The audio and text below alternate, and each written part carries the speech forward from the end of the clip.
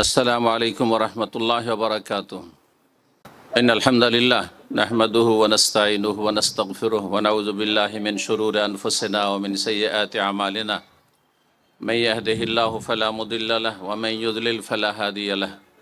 وأشهد أن لا إله إلا الله وحده لا شريك له وأشهد أن محمدا عبده ورسوله صلى الله تعالى عليه وعلى آله وصحبه وسلم تسليما كثيرا.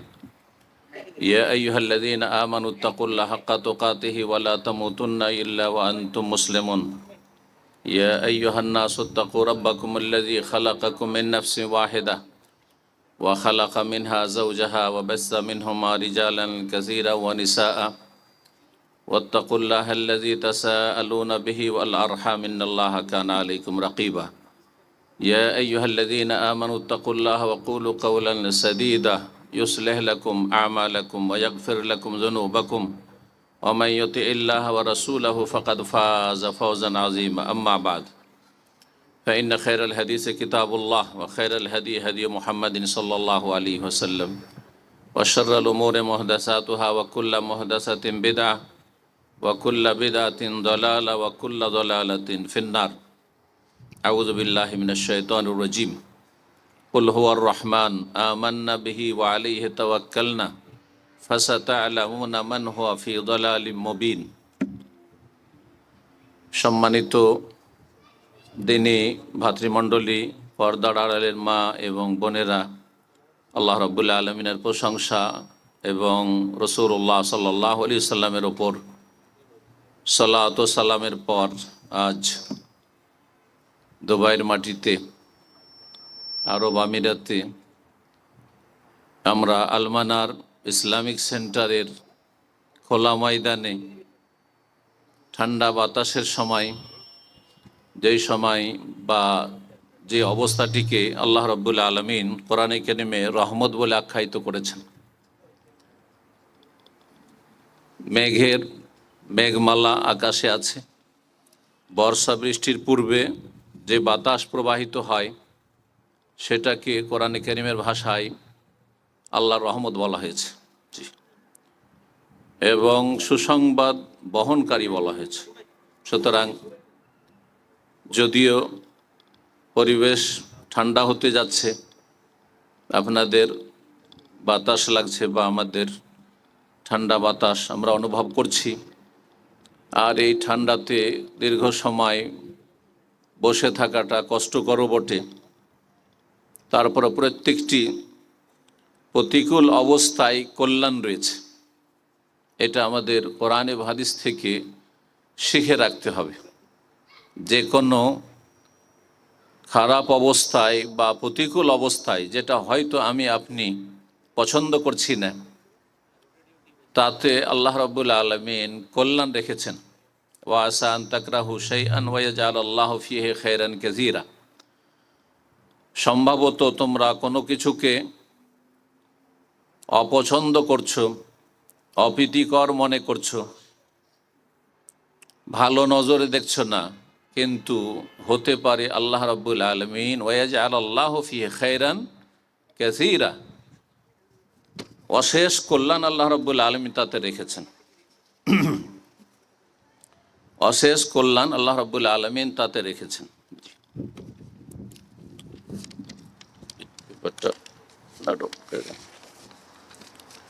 আল্লাহ রাব্বুল আলামিন যে কোনো অকল্যাণে কল্যাণ রেখেছেন।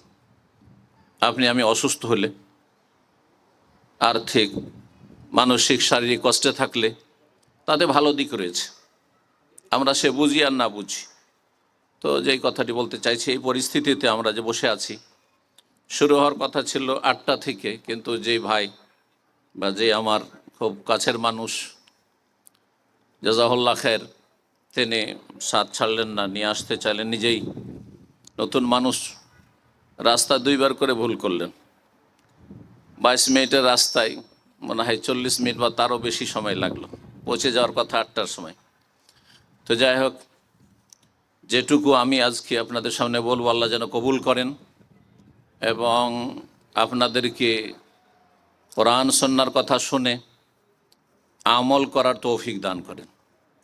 ওয়াজাক্কির ফাইন্না যিকরা তানফাউল মুমিনিন, স্মরণ করিয়ে দাও দিনের কথা, আল্লাহর কথা, পরকালের কথা স্মরণ করিয়ে দিলে মুমিনের উপকার হয়। ঈমানের দাবি হচ্ছে যে যা শুনবেন তার দ্বারা লাভবান হবেন। আর আজকের আলোচ্য বিষয় হচ্ছে, তো ভাই আওকাফের পক্ষ থেকে যেটি নির্ধারিত, আর তার উপরে আমরা রয়েছে আলহামদুলিল্লাহ, ঈমান বিল্লাহি তাআলা, মহান আল্লাহর প্রতি ঈমান, বিশ্বাস, স্বীকৃতি। ঈমান মানে অন্তরের বিশ্বাসের সাথে সেটা মেনে নেওয়া, আনুগত্য করা। ঈমান মানে শুধু বিশ্বাস নয়। অনেক অমুসলিম ইসলামের সত্যতা বিশ্বাস করে কিন্তু স্বীকৃতি দেয় না, সারেন্ডার করেন না, তাহলে সে মুমিন মুসলিম নয়। স্পষ্ট বুঝতে পারছেন, মানুষ ইসলামকে পছন্দ করে কিন্তু মেনে নিতে পারেনি পারিপার্শ্বিক অবস্থার কারণে। মুসলিম না, মুমিন না সে। তো বিশ্বাসের সাথে মেনে নিতে হবে। জন্মসূত্রে পেয়েছেন, আমরা পেয়েছি, ঈমান ইসলাম পেয়েছি, সেটা যেমন সেই বিশ্বাসটাকে, সেই ঈমানটাকে ধরে রাখতে হবে, তেমনই সেটা মেনে নিতে হবে।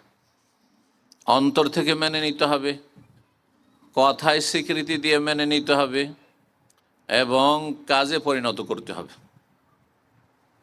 এই জন্য ঈমান সম্পর্কে আইম্মা ইকরাম, সালাফগণ থেকে শুরু করে আজ পর্যন্ত আহলুস সুন্নাত ওয়াল জামাত বলছেন ঈমান তিনটি বিষয়ের সমষ্টির নাম। আত-তাসদীক বিল জানান, অন্তর থেকে বিশ্বাস করে মেনে নেওয়া, জি। ওয়াল ইকরার বিল লিসান, এবং জবানে সেটির স্বীকৃতি দান করা। কথায় আপনি সেটা মেনে নেবেন, স্বীকার করে নেবেন যে আমি মানি আল্লাহর নাযিলকৃত বিধান একমাত্র ইন্নাদ-দীন ইনদাল্লাহিল ইসলাম।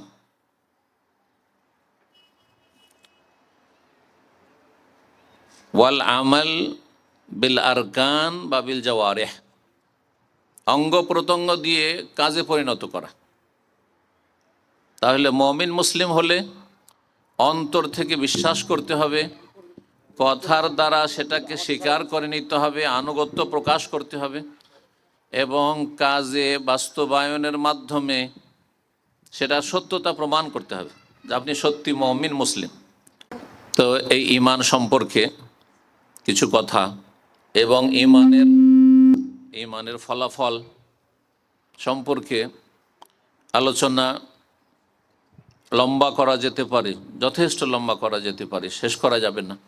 কিন্তু আমি কয়েকটি বিষয় নিয়ে আলোচনা করব। আর এই প্রসঙ্গে বিশেষ করে বর্তমান সময়টা হচ্ছে শাবান মাস।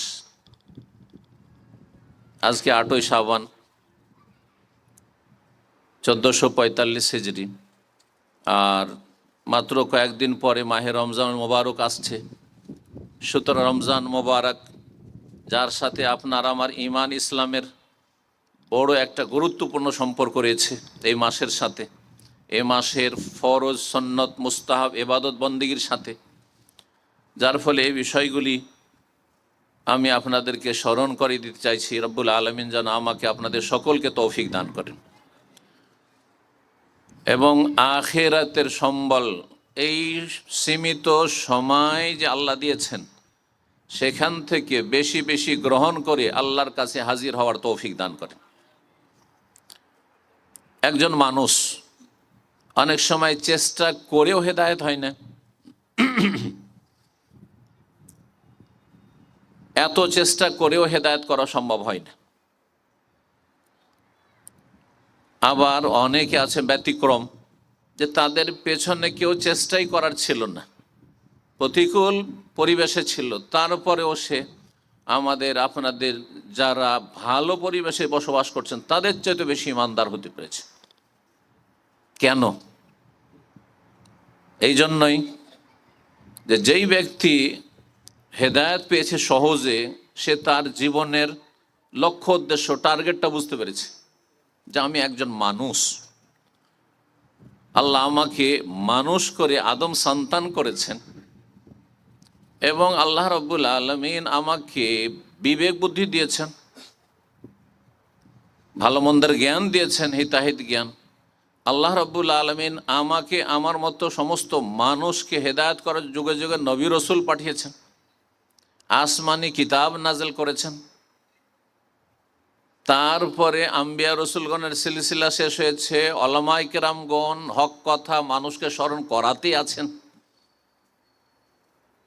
সহজে বুঝতে পেরেছে জীবনের লক্ষ্য উদ্দেশ্য দুনিয়াতে পাশবিক লক্ষ্য উদ্দেশ্য নয়, খাবো দাবো আমোদ ফুর্তি করব, যে যত বেশি টাকা পয়সা উপার্জন করতে পারে, ভোগ বিলাস করতে পারে, হ্যাঁ, আর তারপরে এটাই হচ্ছে সফলতা। না, মোটেই না। এটা পাশবিক চিন্তা চেতনা। যেই ব্যক্তি বুঝতে পারে যে আমাকে আল্লাহ এখানে কর্মক্ষেত্রে পাঠিয়েছে কিছু করার জন্য, এখান থেকে কিছু করে গেলেই, ভালো কিছু করে যেতে পারলেই আমি সফল হতে পারবো, যেই জন্য আল্লাহ আমাকে সৃষ্টি করেছেন, সেই উদ্দেশ্য যদি আমি পূরণ করে দিতে পারি, তাহলে এটা হচ্ছে মহা সাফল্য। ওয়াজালিকাল ফৌজুল আজিম, ওয়াজালিকাল ফৌজুল কবির, কোরআনে বহু আয়াতে বলা হয়েছে। জান্নাত যদি যেতে পারেন, এটা মহা সাফল্য। জাহান্নাম থেকে যদি বাঁচতে পারেন, যেই ব্যক্তি বুঝতে পারলো যে আমাকে আল্লাহ সৃষ্টি করেছেন তার ইবাদতের জন্য, মা খালাকতুল জিন্না ওয়াল ইনসা ইল্লা লিয়াবুদুন, ইবাদতের জন্য, আল্লাহর আদেশ নিষেধ সার্বিক জীবনে বাস্তবায়ন করা, যা বিশ্বাস করতে বলেছেন বিশ্বাস করা, যার নাম হচ্ছে ঈমান, যা বলতে বলেছেন বলা, যা নিষেধ করেছেন না বলা, না বিশ্বাস করা, যা করতে বলেছেন করা, যা কিছু করতে নিষেধ করেছেন তা থেকে বিরত থাকে। এটা হচ্ছে আল্লাহর ইবাদত। ইসমুন জামিউন লিকুল্লি মা ইউহিব্বুল্লাহ ওয়া ইয়ারদাহ মিনাল আকওয়াল ওয়াল আমাল আয-যাহিরা ওয়াল বাতিনা, সেটা প্রকাশ্য হোক অপ্রকাশ্য হোক। যা আল্লাহ পছন্দ করেন কথা কাজ তা করবেন, যা আল্লাহ পছন্দ করেন না সেসব কথা কাজের ধারে কাছে থাকবেন না। এই জন্য আল্লাহ সৃষ্টি করেছেন আপনাকে আমাকে মানুষ করে। আর এই কাজটি যদি করতে পারি তাহলে জান্নাত উইদ্দাত লিল মুত্তাকিন, তৈরি করা আছে, প্রস্তুত হয়ে আছে। আর যদি এটা না করেন, অমান্য করেন, অস্বীকার করেন, সন্দিহান হন, অবহেলা করেন, উপেক্ষা করেন, ইগনোর করেন, পরোয়াই করলেন না, আপনি দুনিয়ায় এমন মেতে উঠলেন যে পরকাল বলে আপনার খেয়ালই আসলো না, উদাসীন থাকলেন। উইদ্দাত লিল কাফিরিন, জাহান্নাম প্রস্তুত করা আছে এসব অমান্যকারীদের জন্য, অস্বীকারীদের জন্য, এবং তাদের পথের পথিক মুসলিম সমাজের ওইসব অসৎ লোকের জন্য। ঈমান তিনটি বিষয়ের সমষ্টির নাম বলছিলাম। ঈমান বাড়েও, যখন যে কোনো জিনিস বাড়ে বৃদ্ধি পায় তো কমে, এটি হচ্ছে আহলে সুন্নাত ওয়াল জামাতের আকীদা। ঈমান একই স্তরে থাকেন, আর সবার ঈমান একই স্তরের নয়। দুইজন পাশাপাশি সালাত আদায় করছেন, দুইজন রমজান মাসের অথবা শাবান মাসের সিয়াম পালন করছেন, দুইজনের রোজাদার আছেন, দুইজনই দান খায়রাত করছেন, দুইজনের অন্তর ইবাদতের কোয়ালিটিতে আসমান জমিনের পার্থক্য থাকতে পারে।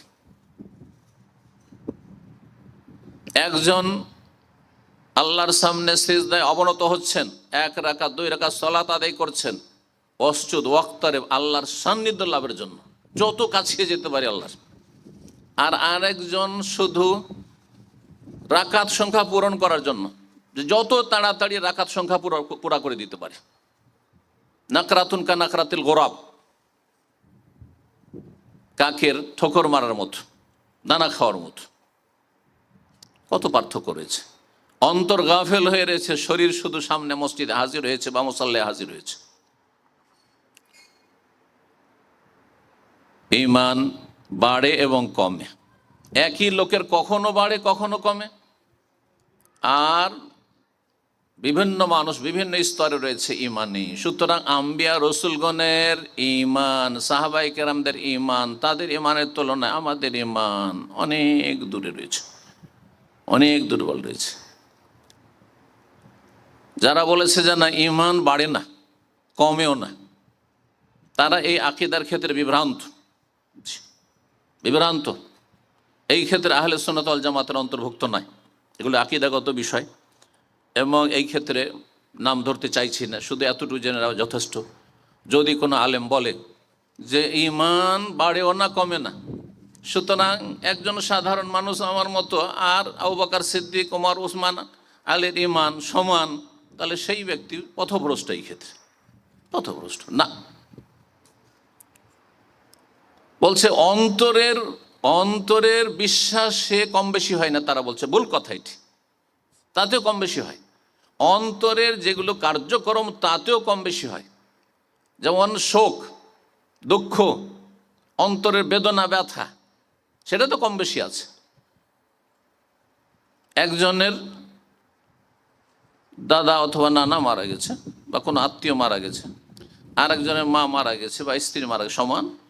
কখনো সমান না, দুইজনেই কিন্তু মর্মাহত। তাহলে অন্তরের যেসব কাজগুলি রয়েছে বা অবস্থা রয়েছে তাতেও কম বেশি আছে। বরং একই মানুষ কখনো বেশি খুশি, কখনো কম খুশি, কখনো বেশি মনোকষ্টে, কখনো অল্প স্বল্প মনোকষ্টে। ঠিক ওই রকমই ঈমান, বল ঈমান ও ইয়াজিদু ওয়া ইয়ানকুসু। কেন বাড়ে? ইয়াজিদু বিত্তাআ। ওলামারা বলছেন, আকীদার ওলামায়ে কেরাম বলছেন যে নেকির কাজ যত বেশি করবেন ঈমান বৃদ্ধি পাবে। আজকাল এটা প্রশ্ন, গতকালকে একটা ছোট্ট আলোচনা ছিল, ঘরোয়া আলোচনা, তো এই প্রশ্ন ছিল যে ঈমানে এত আমাদের দুর্বলতা চলে আসছে, বৃদ্ধি পাবে কি করে? ইয়াজিদু বিত্তাআ। শুনে রাখেন, যত নেকির কাজ করবেন, প্রথম নেকি হচ্ছে ফরজ অজেবাত, তারপরে সুন্নত, মুস্তাহাব, নফল। যত নেকির কাজ করবেন সেটা আপনার অন্তরের ইবাদত হোক, অন্তরের নেকি, আপনার বাচনিক নেকি হোক, ইবাদত হোক, অথবা অঙ্গ প্রত্যঙ্গের ইবাদতবন্দি হোক, আর্থিক ইবাদতবন্দি হোক, যত বেশি নেকির কাজ করবেন ইয়াজিদু বিত্তাআ, ঈমান বাড়বে, ঈমান বাড়বে। ওয়া ইয়ানকুসু বিল মাসিয়া, এবং গুনাহ করলে ঈমান কমতে থাকে। যত মানুষ গুনাহ করবে, যত গুনার পরিমাণ বাড়বে, তত ঈমান দুর্বল হতে লাগবে। এই জন্য ঈমানকে যদি শক্তিশালী করতে হয়, তাহলে সর্বাত্মক চেষ্টা করতে হবে গুনাহ কমাবার। কারণ অধিকাংশ মানুষ গুনায়, বিভিন্ন পাপে জড়িত। পাপ কমিয়ে নিয়ে আসতে হবে, কাবিরা গুনাতে পুরো মুক্ত হইতে হবে, ক্লিন হইতে হবে। সাগীরা গুনাহ কমাতে হবে, যথাসাধ্য কমাতে হবে, সেই ক্ষেত্রে সজাগ থাকতে হবে এবং নেকি বাড়াইতে হবে। ফরজই কমপ্লিট না, ইনকমপ্লিট হয়ে আছে। 5 ওয়াক্ত সালাতে ঘাটতি, ফরজ সিয়ামে ঘাটতি, ফরজ জাকাতেই ঘাটতি, ঠিক করে হিসাব করে জাকাত দেন না। হজ কখন, কত সাল আগে ফরজ হয়ে আছে, এখন পর্যন্ত হজ আদায় করছেন না। হেজাব, পর্দা ফরজ মহিলাদের জন্য, হিজাব করছেন না, বেহায়াপে বাড়াতে চলাফেরা করছেন, অন্যকে ফিতনায় ফেলছেন, নিজেও ফিতনায় লিপ্ত হচ্ছেন, নিজেও পাপী হচ্ছেন, অন্যকে পাপী করছেন। অবাধ মেলামেশা, দুনিয়ার সাথে তাল মিলিয়ে চলতে শুরু করেছেন। ঈমান কমে যাচ্ছে। এই জন্য যত বেশি নেকির কাজ করবেন, তত বেশি ঈমান বাড়তে থাকবে। ঈমান এবং আর একটি কথা হচ্ছে ইসলাম। একটি শব্দ হচ্ছে ঈমান, আরেকটি হচ্ছে ইসলাম। ঈমান এবং ইসলামে পার্থক্য আছে না? দুটো একই জিনিস। এই মর্মে সঠিক কথা শাইখুল ইসলাম ইবনে তাইমিয়া রাহিমাহুল্লাহ বলছেন যে এই দুটো শব্দ এমন যে ইজাজতামা ইফতারাকা, ওয়া ইজা ইফতারাকা ইজতামা। ব্যাখ্যা করি, ঈমান এবং ইসলাম দুটো শব্দ এমনি বুঝছেন। ইসলাম থেকে আমরা মুসলিম, আর ঈমান থেকে আমরা হচ্ছি মুমিন। ঈমান এবং ইসলাম দুটো শব্দ, অথবা মুমিন মুসলিম দুটো শব্দ এমন, যদি একসাথে পাশাপাশি উল্লেখ করেন, মানে শব্দের দিক থেকে পাশাপাশি নিয়ে আসেন একসাথে, তাহলে দুটো ইফতারাকা, দুটোর অর্থ ভিন্ন ভিন্ন হয়ে যাবে। ঈমানের অর্থ আলাদা আর ইসলামের অর্থ আলাদা, অর্থ ভিন্ন। ঈমানের সম্পর্কগুলি আভ্যন্তরীণ বিষয়ের সাথে, আর ইসলামের সম্পর্ক বাহ্যিক আমলের সাথে, কর্মের সাথে। সবগুলি গুরুত্বপূর্ণ, কিন্তু ইসলামের সম্পর্ক বাহ্যিক আমলের সাথে, আর ঈমানের সম্পর্ক হচ্ছে আভ্যন্তরীণ ভিতরের কার্যক্রমের সাথে, আমলের সাথে। ইমানিয়াত যেগুলি।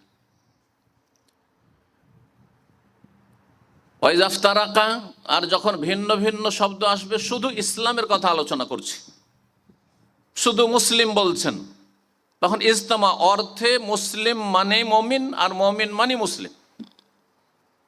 ইসলাম যখন বলবো তার মধ্যে ইমান শামিল, আর শুধু ইমান যদি বলি তাতে ইসলাম শামিল।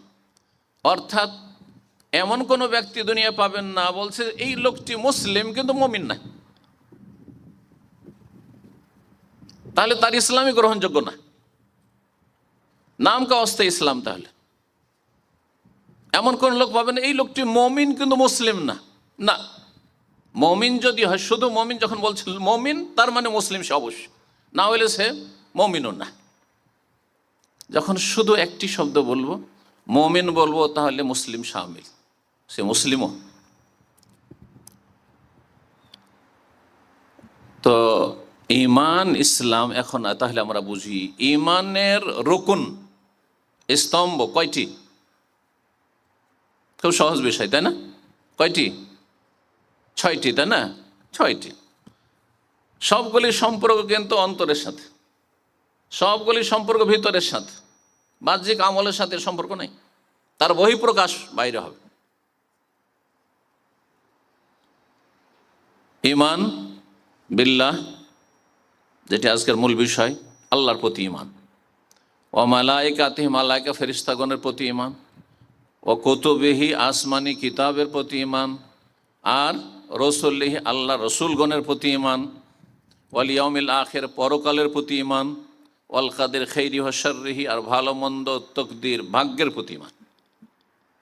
6টি হচ্ছে আরকানে ইমান, ইমানের স্তম্ভ, ইমানের খুঁটি। তাহলে এই 6টির একটি যদি না থাকে কারো, তাহলে সে মুসলিমও না মুমিনও না। যেমন কাদরিয়া তকদির বিশ্বাস করে না, অথবা বলে তকদির এমন এক জিনিস যে আমাদেরকে বাধ্য করে দেয়, আমরা পাথরের মতো, আমাদের নড়াচড়ার কোনো ক্ষমতা নেই, জাবরিয়া। তাহলে পথভ্রষ্ট, তারা মুসলিম হতে পারবেন না। এসব ফিরকা এক সময় বেরিয়েছে, আর আজকাল ফিরকা হিসাবে না থাকলেও, দল হিসাবে না থাকলেও এইরকম ধ্যান ধারণার লোক অনেকে আছে। বলেন যে তাকে যে ভাই চলেন মসজিদে, চলেন নামাজ পড়ি, চলেন ভাই রোজা রাখেন না কেন, চল রোজা রাখি। আরে তকদির যদি খারাপ, তকদিরে যদি জাহান্নাম থাকে তো নামাজ পড়ে পাবেন? হ্যাঁ, তকদিরে যদি জান্নাত থাকে তো আমি নামাজ না পড়েই পেয়ে যাব। এরকম পথভ্রষ্ট লোক অনেক আছে। তাহলে এরা হচ্ছে সেই জাবরিয়া, জাবরিয়া। কিন্তু ওই জাবরিয়া ফিরকা সেই যুগে বেরিয়েছিল, ওই নাম দিয়ে নেই হয়তো। তাহলে এই গুমরাহিগুলো আছে। তকদির মানে এই না যে আমাকে আপনাকে পাথরের মতো এমন স্থির করে দেওয়া হয়েছে যে নড়াচড়ার কোনো ক্ষমতা নেই। স্বেচ্ছায় আপনারা এখানে এসে মাশাআল্লাহ ইসলামিক মাহফিলে বসেছেন, অনেকে স্বেচ্ছায় গিয়ে পাপের আড্ডায় আড্ডা দিচ্ছে। আমি স্বেচ্ছায় স্বাধীনভাবে এখানে পৌঁছেছি, আমার এখনই স্বাধীনতা আল্লাহ এতটুকু দিয়েছেন যে ইচ্ছা করলে এক্ষুনি আমি এখান থেকে প্রস্থান করব, এবং আমি সংকল্পের সাথে এসছি, নিয়ত করে এসছি। তাহলে এসব স্বাধীনতা আমরা কিন্তু হাড়ে হাড়ে আমরা ফিল করছি, অনুভব করছি সব কিছু। তাহলে আমার তো পাথরের মতো না, আর আমাদেরই সব ক্ষমতা নাই। কাদিরিয়া বলছেন না, যা কিছু করছি আমরাই আমাদের কর্ম আমরাই সৃষ্টি করছি। কাদিরিয়া মুতাজিলা পথভ্রষ্ট না। আল্লাহ রাব্বুল আলামিনের চাওয়া আমাদের চাওয়াকে পরিবেষ্টন করে রয়েছে। ওমা তাশাউনা ইল্লা ইয়াশা আল্লাহ রাব্বুল আলামিন। ইমানের কথা বলছিলাম, ইমানের 6টি রুকন সংক্ষেপে বললাম। ইসলামের রুকন 5টি, সবগুলি সম্পর্ক বাহ্যিক আমলের সাথে। শাহাদাতু আল্লা ইলাহা ইল্লাল্লাহ ওয়া আন্না মুহাম্মাদুর রাসূলুল্লাহ, দুটো কথার সাক্ষ্য প্রদান করা, লা ইলাহা ইল্লাল্লাহ, আল্লাহ ছাড়া কোনো সত্য মাবুদ নেই। এই কালেমারই অর্থ অধিকাংশ মুসলিমরা জানে না। এখন যারা একটু জানা মানুষ তারা ভাবছেন যে বিষয়ে কী আলোচনা করছে, এগুলো তো আমাদের কত আগের জানা, তাই না? লা ইলাহা ইল্লাল্লাহর অর্থ, ভুল অর্থ জেনে আছেন অধিকাংশ মানুষ। লা ইলাহা ইল্লাল্লাহ মানে আমাদের দেশে আল্লাহ ছাড়া কোনো মাবুদ নেই। আল্লাহ ছাড়া মাবুদ মানে যার ইবাদত পূজা করা হয়, যার ইবাদতকে উপাসনা করা হয়। তো যারা মাজারে সেজদা করছে তাদের মাবুদ তো ওই মাজার, যারা প্রতিমা সেজদা করছে তাদের মাবুদ তো প্রতিমা, যারা তৃতীয়বাদে বিশ্বাসী তাদের মাবুদ তো সেই ওই 3 এলাহ তাদের। তাহলে কোথায় মাবুদ নেই? বাস্তবকে অস্বীকার করছেন নাকি বলছে আল্লাহ ছাড়া কোনো মাবুদ নেই, মানে যেটারই ইবাদত হয় সেটাই আল্লাহ?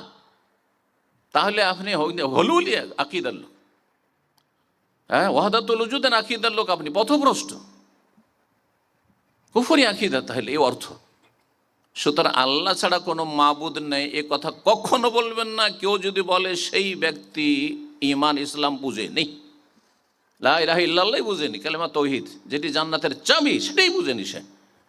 আল্লাহ ছাড়া কোনো বারহাক সত্য মাবুদ নেই, লা মাবুদা বিহাক্কিন ইল্লাল্লাহ।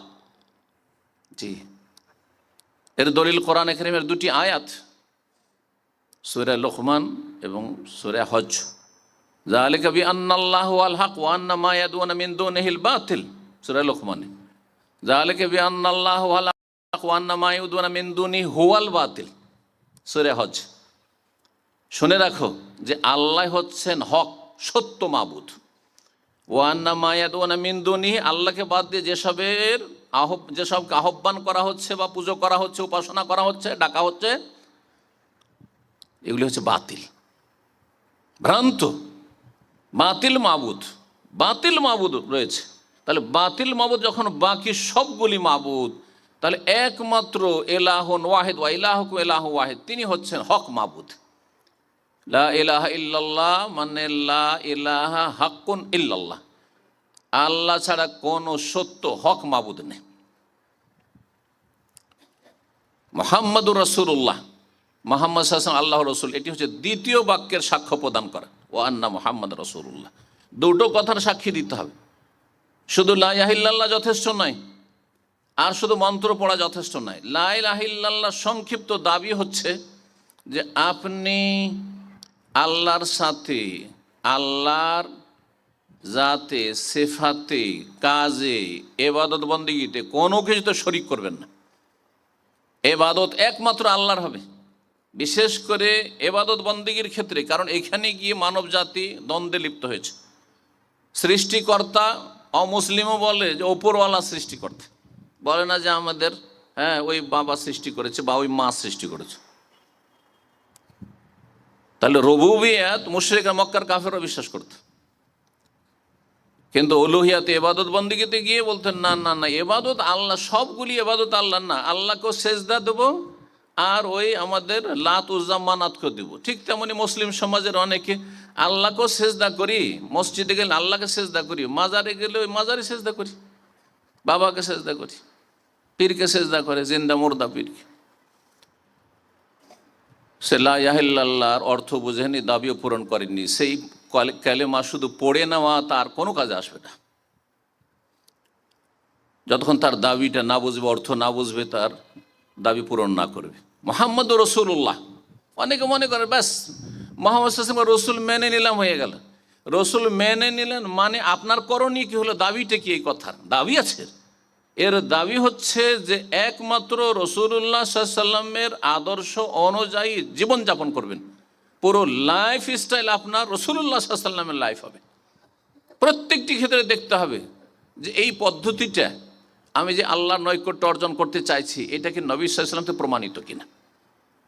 দোহাই দিলে হবে না যে আমাদের হুজুররা তো এরকম বলছেন, আমাদের মযহাব তো এই বলছে, তো আমাদের তরিকায় তো এই বলছে। কোনো তরিকা নেই, রসুল্লাহ তরিকা ছাড়া। তাহলে লা ইলাহা ইল্লাল্লাহ মুহাম্মাদুর রাসূলুল্লাহর শাহাদাত দেবেন এইভাবে। তারপরে আপনার অন্তরে যে তৌহিদের বিশ্বাস রয়েছে, লা ইলাহা ইল্লাল্লাহ মুহাম্মাদুর বিশ্বাস রয়েছে, আর তার স্বীকৃতি দিলেন এই শাহাদাতের মাধ্যমে, ইসলামের প্রথম রুকন পূরণ করলেন, তার বাস্তব প্রমাণ 5 বার আল্লাহর সামনে হাজির। তুকিমুস সালাহ, সালাত কায়েম করবে, সালাত দিনে 5 বার করে কায়েম করে প্রমাণ করে দিতে হবে যে আমি আমার রবের গোলাম এবং গোলামি প্রকাশ করছি। হাজারি দিয়ে সম্পর্ক রাখছে, ডেলি আপনার ডিউটিতে হাজার, কালকে থেকে ডিউটি শুরু হয়ে যাবে, কারো 1 দিন ছুটি, কারো 2 দিন ছুটি। এর মাধ্যমে আপনি প্রমাণ করছেন যে আপনি এই কোম্পানির একজন ভালো ওয়ার্কার। জি, আপনি তার নিয়ম ডিসিপ্লিন সব কিছু মেনে চলছেন আপনি, তাহলে আপনার সেখানে স্থান আছে আর আপনার রুজি আছে, আর না হলে আপনার কোনো মূল্য নেই, এখানে থাকার কোনো অধিকার নেই। তারপর তো আল্লাহর জমিন আল্লাহ রাব্বুল 60 বছর, 70 বছর, 100 বছর সুযোগ দিচ্ছেন অবাধ্য কাফের আর নাফরমানকে। আল্লাহ রাহমুর রাহিমিন। দুনিয়ার রহমত আল্লাহ সৎ অসৎ সবার জন্য রেখেছেন, কিন্তু আখিরাতের রহমতের জন্য, পরকালের রহমত পাওয়ার জন্য, জান্নাত পাওয়ার জন্য ঈমান লা ইলাহা ইল্লাল্লাহ মুহাম্মাদুর রাসূল বাস্তবায়ন শর্ত রয়েছে।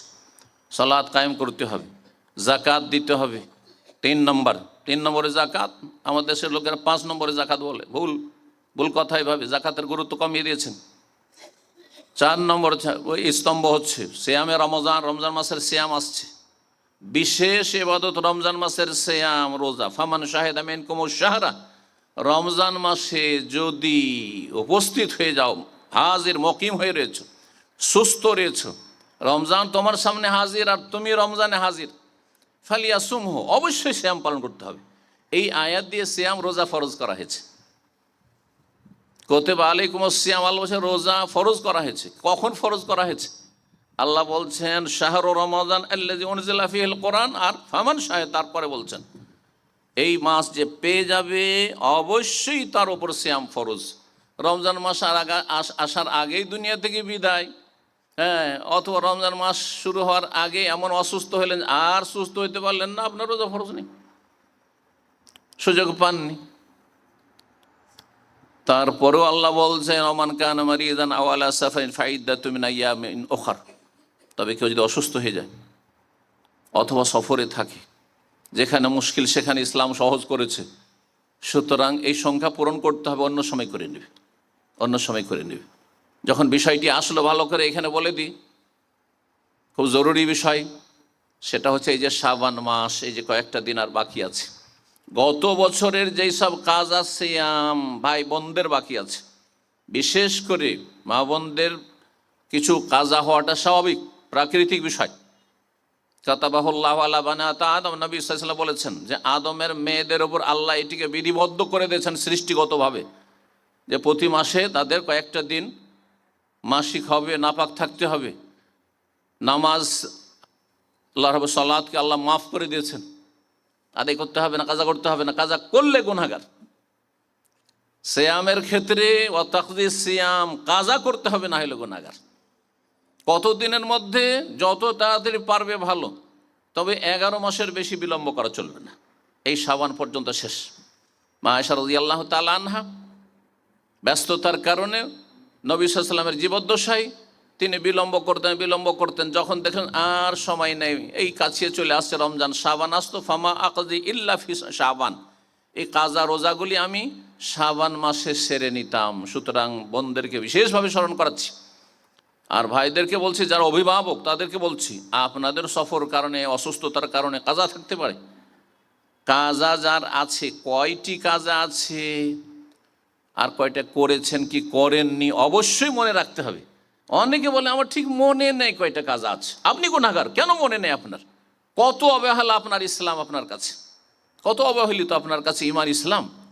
আপনার কাছে জান্নাত জাহান্নামের বিষয়টি কত তুচ্ছ বিষয় যে আপনি এটাকে মনে রাখারই কোনো আপনি বিষয় মনে করেননি।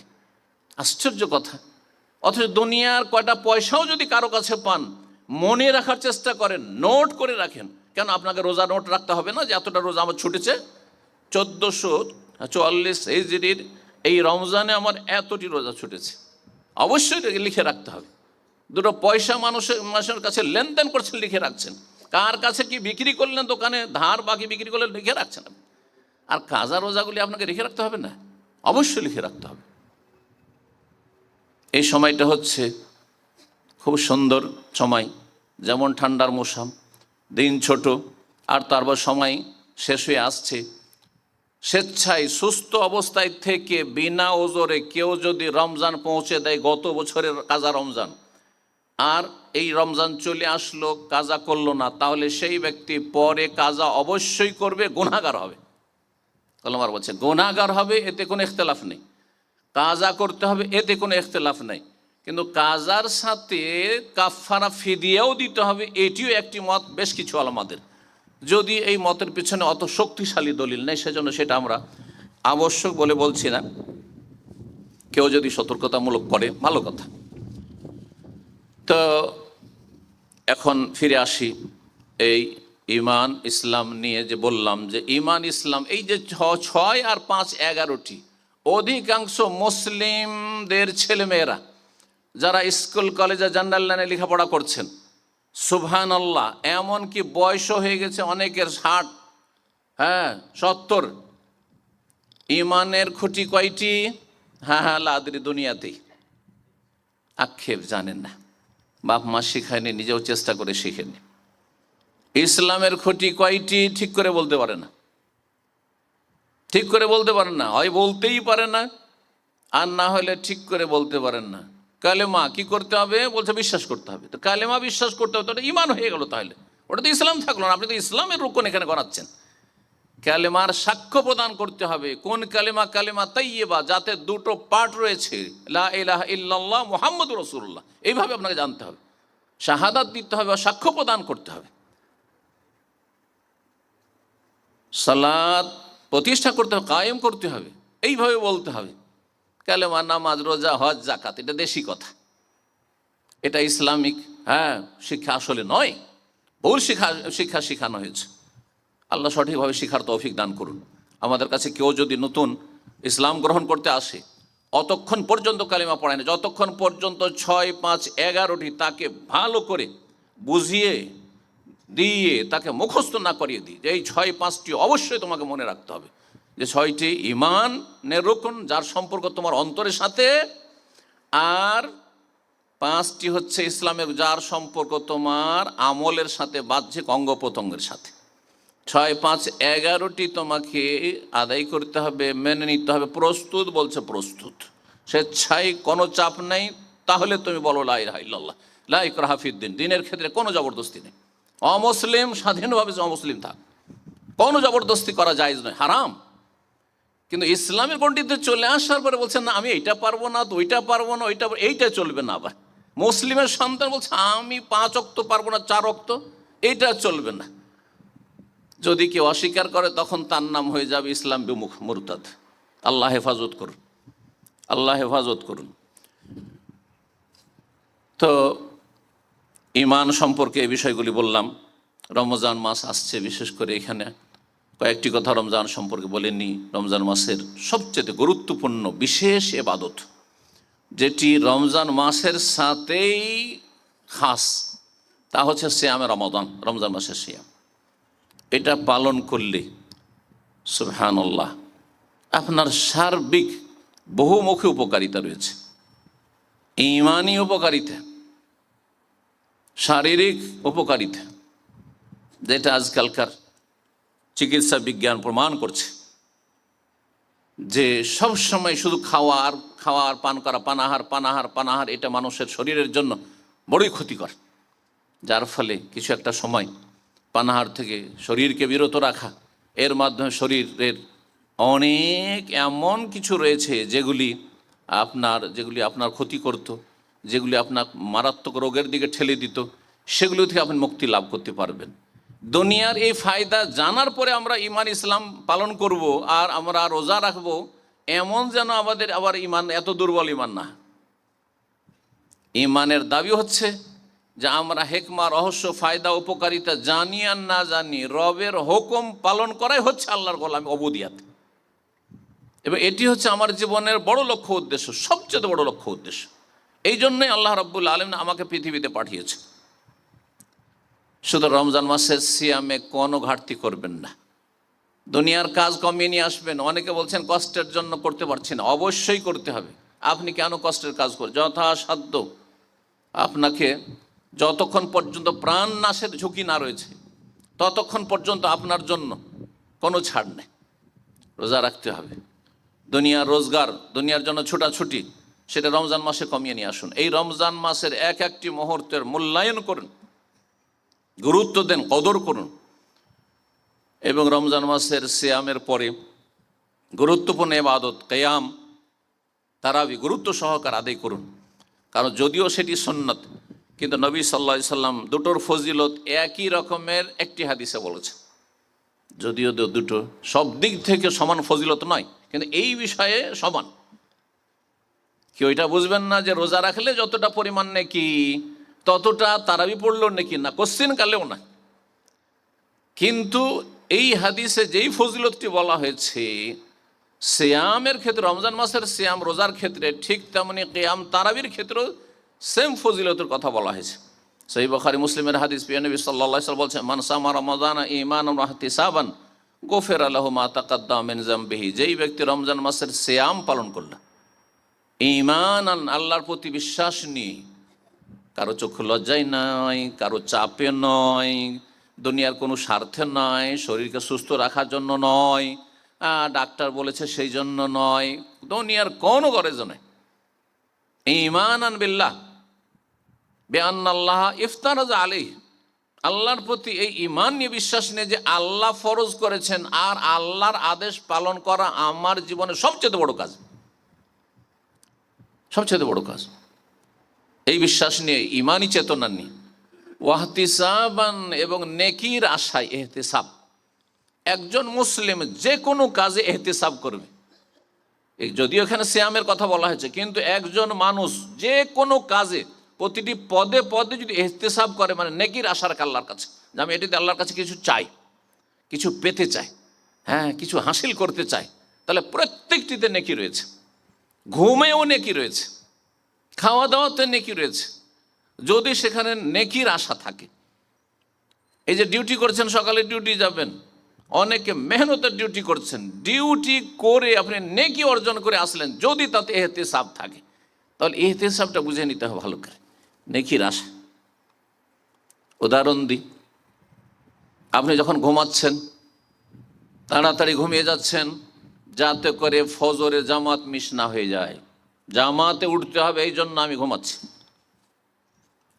ঘুমাচ্ছি যে শরীরটাকে সুস্থ রাখতে হবে, এবং সুস্থ থাকলে ইবাদতের কোয়ালিটি সুন্দর হবে। সুতরাং যতদিন দুনিয়ায় থাকবো যথাসাধ্য আপন জায়গা থেকে সুস্থ থাকার চেষ্টা করব। এই জন্য আমি ঘুমটা ঠিক রাখছি।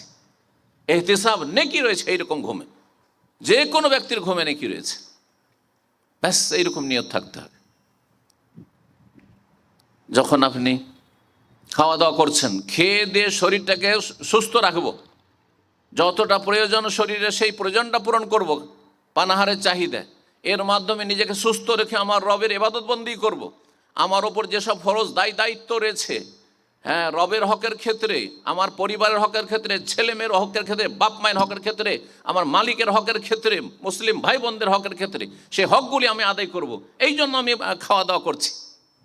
জি, তাহলে খাওয়া দাওয়াতে এক একটি লোকমাতে নেকি রয়েছে। আপনি রোজগার করছেন, যে ডিউটি করছেন অথবা ব্যবসা বাণিজ্য করছেন, উদ্দেশ্য শুধু পয়সা পয়সা পয়সা, তাহলে ইহতিসাব নেই।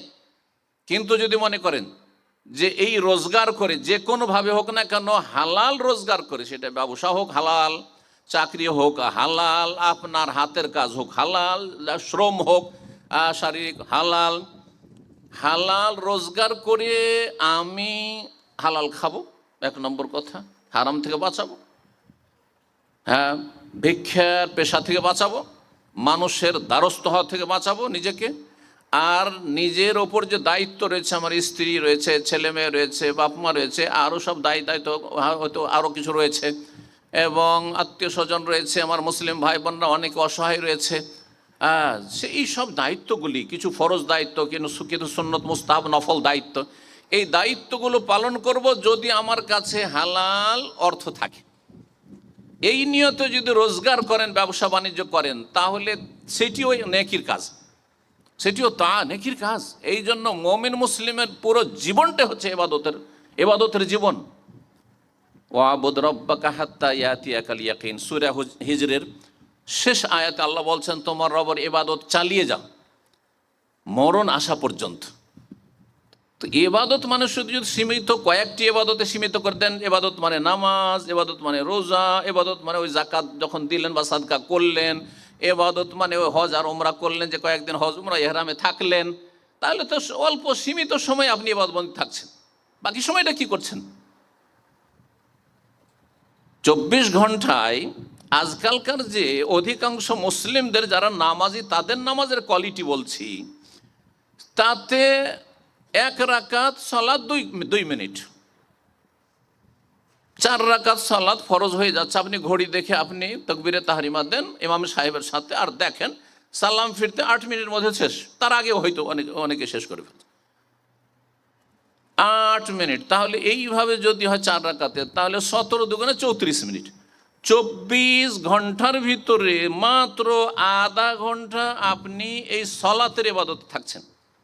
বাকি সময়টা যদি আপনি মনে করেন যে না, শুধু আমার নামাজটা হচ্ছে এবাদত, আর নামাজ পড়ে যখন বেরিয়ে গেলাম আমি ফিরিয়ে গেলাম, আর এবাদত না, তাহলে রব যে বলছেন যে তোমার মরণ পর্যন্ত এবাদত চালিয়ে যাও, কই এবাদত চালালেন আপনি?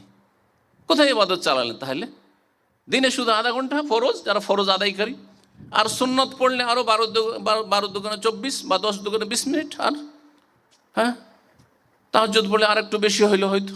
বাকি সময় 2 ঘন্টা 3 ঘন্টার বেশি যাবে না। যারা বেশি নফল নামাজ পড়েন তাদেরও 24 ঘন্টার মধ্যে 2 ঘন্টা আর বেশি যাবে না হয়তো। তার বাকি সময় কি করছেন আপনি? হ্যাঁ, একজন মুসলিম সৎ নিয়তে সালেহার সাথে যখন যে কোনো ভালো কাজ, পার্থিব কাজও করে নেক নিয়তের সাথে, সেটি তার ইবাদত, সেটি তার তাআত। এই জন্য প্রিয় নবী সাল্লাল্লাহু আলাইহি ওয়াসাল্লাম বলছেন, ওয়াফি বুযি আহাদিকুম সাদাকা, তোমাদের লজ্জা স্থানেও সাদাকা রয়েছে। আরে স্বামী স্ত্রী মিলনও সাদাকা রয়েছে। সাহাবীরা তো অবাক হয়ে গেলেন, ইয়া রাসূলুল্লাহ, আয়াতি আহাদুনা শাহওয়াতাহু ওয়া হুয়া আলাইহি সাদাকা। একজন মানুষ নিজের সে শারীরিক চাহিদা পূরণ করছে, সে আমোদ ফুর্তি করছে, আর সেটি সাদাকা হয়ে গেল, এটা কেমন করে হইল? বুঝলেন না সাহাবায়ে কেরামগণ?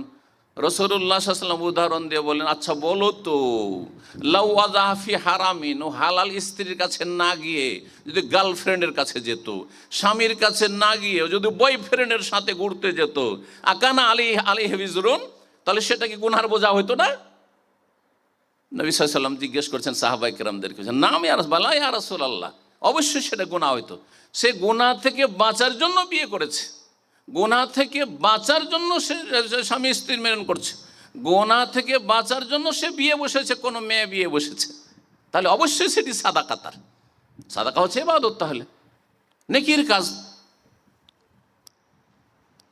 লোকমা, একটি লোকমা আপনি আপনার স্ত্রীকে অথবা ছেলে মেয়েকে মুখে উঠিয়ে দিচ্ছেন। মুখে উঠিয়ে দেওয়া মানে জরুরি না যে মুখে উঠিয়ে দেওয়া, সে মাঝে মধ্যে দেন, সেটা ভিন্ন বিষয়, কিন্তু এটি উদ্দেশ্য নবী সাল্লাল্লাহু আলাইহি ওয়াসাল্লামের নয়। উদ্দেশ্য হচ্ছে যে আপনি আহারের ব্যবস্থা করছেন, আপনার স্ত্রীর আপনার ভরণ পোষণ ব্যবস্থা করছেন, আপনার ছেলে মেয়েদের ভরণ পোষণ ব্যবস্থা করছেন, এটি সাদাকা। তাহলে যে আপনারা ডিউটিতে যাবেন, ডিউটি করছেন, নেকির নিয়ত থাকলে সাদাকা।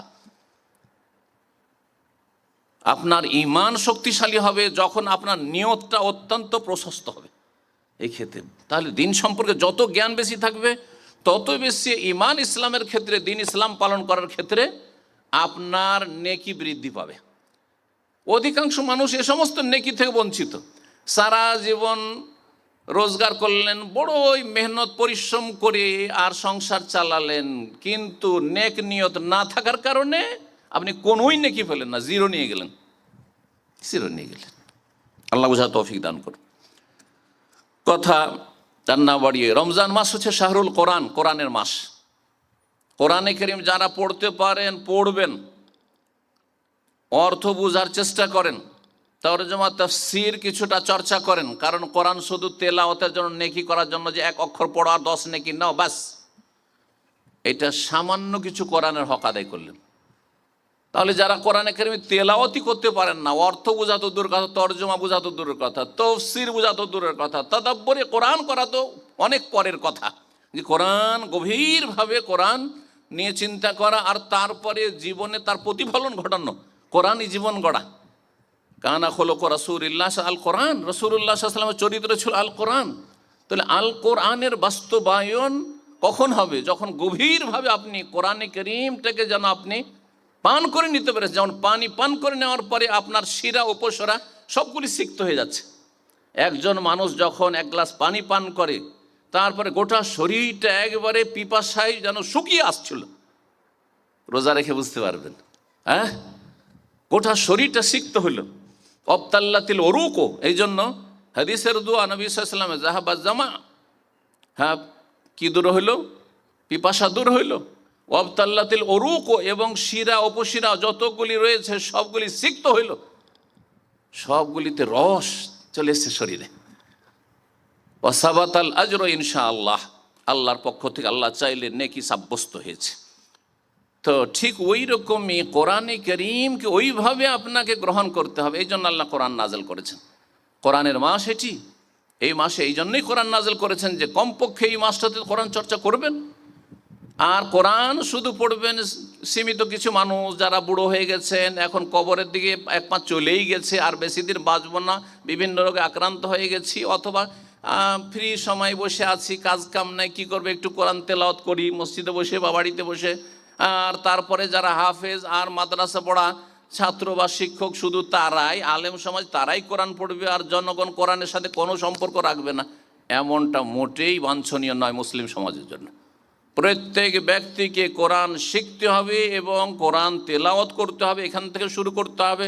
শুদ্ধ তেলাওয়াতের চেষ্টা করতে হবে, কোরআনের অর্থ বুঝতে হবে এবং কোরআনে কারীমের তরজমা তাফসীর বুঝে কোরআন সুন্নাহর বাস্তবায়ন করতে হবে, আমলে পরিণত করতে হবে এবং সেই দিকে তারপরে অন্যদেরকে আহ্বান করতে হবে। এই জন্য কোরআন নাযিল করেছেন। ইল্লাল্লাযীনা আমানু ওয়া আমিলুস সালিহাত, আমল করবেন ঈমানের পরে, আর তারপর ওয়াতাওয়াসাউ বিল হাক্কে, সত্যের দাওয়াত দেবেন, সত্যের দিকে, হকের দিকে আহ্বান করবেন। আর হক একমাত্র আল কোরআনুল কারীমের বিধান, আর তার উপর আপনি ধৈর্য ধারণ করবেন, অটল থাকবেন, অবিচল থাকবেন। রব্বুল আলামিন তৌফিক দান করেন। আল্লাহর প্রতি ঈমান, আমাদের আজকের আলোচ্য বিষয় হচ্ছে আল্লাহর প্রতি ঈমান। সময় যথেষ্ট এগিয়ে এসছে। আল্লাহর প্রতি ঈমানের ক্ষেত্রে সংক্ষেপে বলি, আল্লাহর প্রতি ঈমান কমপ্লিট হবে চারটি বিষয়ের মাধ্যমে। চারটি বিষয়ের মাধ্যমে। অধিকাংশ মানুষকে যদি জিজ্ঞাসা করি এই প্রশ্ন যে আচ্ছা আল্লাহর প্রতি ঈমান তো আপনি জানছেন, কিভাবে আপনি কমপ্লিট করবেন এটা বলুন তো দেখি, যে আল্লাহর প্রতি আপনার ঈমান বিশ্বাসটা, হ্যাঁ, আল্লাহর স্বীকৃতি, এটা কিভাবে আপনি পূর্ণ করবেন? জবাব দিতে পারবেন না হয়তো। ইল্লা মাশাআল্লাহ,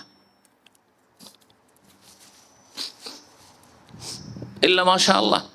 তাহলে এগুলো কত জরুরি জিনিস। ইমানিয়াত, ইমানিয়াত এগুলো বিশ্বাসের বিষয়, এগুলি হচ্ছে ফাউন্ডেশন।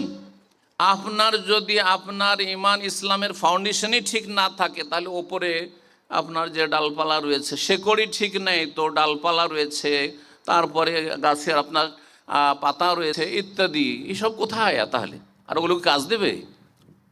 কিছু ভালো কাজ করছেন, মাঝে মধ্যে অনেক নেকির কাজ করছেন, কিন্তু আপনার ফাউন্ডেশনই নেই কিছু, আপনার গাছের শেকড়ই নেই, শিকড়বিহীন জড়বিহীন গাছ, এটা তো চলবে না। সুতরাং আল্লাহর প্রতি ঈমান চারটি বিষয়ের মাধ্যমে কমপ্লিট হবে। আজকে ভালো করে শুনে রাখেন আর মুখস্থ রাখেন। আছে আমাদের মধ্যে যারা মুসলিম মুমিন সত্যিকারের, মোটামুটি তার মধ্যে এই চারটি বিষয় আছে হয়তো, আর না হইলে সে মুমিন মুসলিম হতে পারবে না, কিন্তু বলতে পারবেন না হয়তো। এক নম্বর, আল ঈমান বিওজুদিল্লাহি তাআলা, আল্লাহর অস্তিত্বের প্রতি বিশ্বাস করা। আল্লাহ আছেন, আল্লাহর অস্তিত্বকে মেনে নেওয়া। পক্ষান্তরে মুলহিদ, নাস্তিক আল্লাহর অস্তিত্বকে বিশ্বাস করেন, বলছে আল্লাহ নেই, আল্লাহ তাদেরকে সৃষ্টি করেনি, বলছে যে মুসলিমরা আল্লাহকে সৃষ্টি করে নিয়েছে, মানে বানিয়ে নিয়েছে, কল্পিত। নাউযুবিল্লাহ। আপনার প্রথম ধাপ হচ্ছে আল্লাহর প্রতি ঈমানের, যে আল্লাহর অস্তিত্বে বিশ্বাসী হবেন, আল্লাহকে মানেন। আপনি আস্তিক হলেন, এর বাংলাতে নাস্তিক নয়, তখন আপনি আস্তিক হইলেন। কিন্তু আস্তিক হইলেই যে মুসলিম তা নয়, একটা ধাপ হয়েছে আপনার শুধু। আস্তিক কিন্তু বহুত্ববাদী, আস্তিক কিন্তু আল্লাহর কাজে অন্যকে শরিক করে। আস্তিক আল্লাহর অস্তিত্ব মানে, কিন্তু আল্লাহর ইবাদতে অন্যকে শরিক করে, তাহলে সে মুশরিক, সে বহুত্ববাদী, তৌহিদবাদী নয়। তাহলে সে কি করে মুসলিম হবে, সে কি করে মুমিন হবে? তাহলে দ্বিতীয় ধাপ হচ্ছে আল্লাহ রুবুবিয়াতে, আল্লাহর তৌহিদ, যে তৌহিদ ও রুবুবিয়াত, আল্লাহর রুবুবিয়াত প্রতিষ্ঠা করা। আল্লাহর রুবুবিয়াত কাকে বলা হয়? রব মানে পালনকর্তা, প্রতিপালক। আর প্রতিপালন করা কার কাজ? আল্লাহর কাজ। এখান থেকে আল্লাহর যত কাজ রয়েছে সে সমস্ত কাজে আল্লাহর তৌহিদ, আল্লাহর একত্ব প্রতিষ্ঠা করা। অন্তরে আল্লাহর একত্ব প্রতিষ্ঠিত রয়েছে, কথায় আল্লাহর একত্ব, আল্লাহর কাজের ক্ষেত্রে একত্ব প্রতিষ্ঠা রয়েছে, কাজে কর্মে আপনি আল্লাহর কাজে আল্লাহর একত্ব প্রতিষ্ঠা করছেন। আশা করি আমার কথাগুলি আপনারা বুঝছেন। আল্লাহর কাজ প্রতিপালন করা। খোলেকাল ইনসান ও দাইফা, মানুষ আল্লাহ খালাকাকুম মিন দাফিন, আল্লাহ বলছেন কত দুর্বল।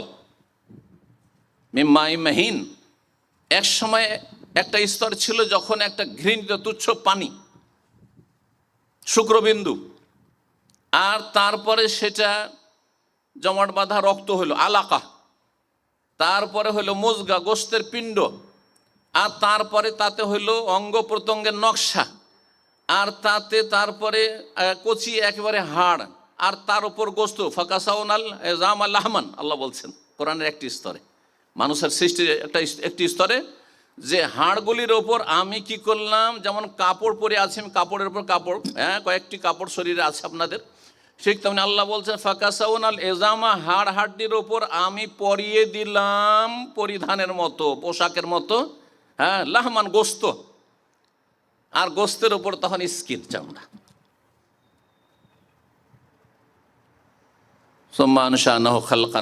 আর তারপরে 2.5 কেজি 3 কেজি 3.5 কেজি, যে যেমন মায়ের পেট থেকে ভূমিষ্ঠ হয়ে আসলেন, তারপর কত দুর্বল।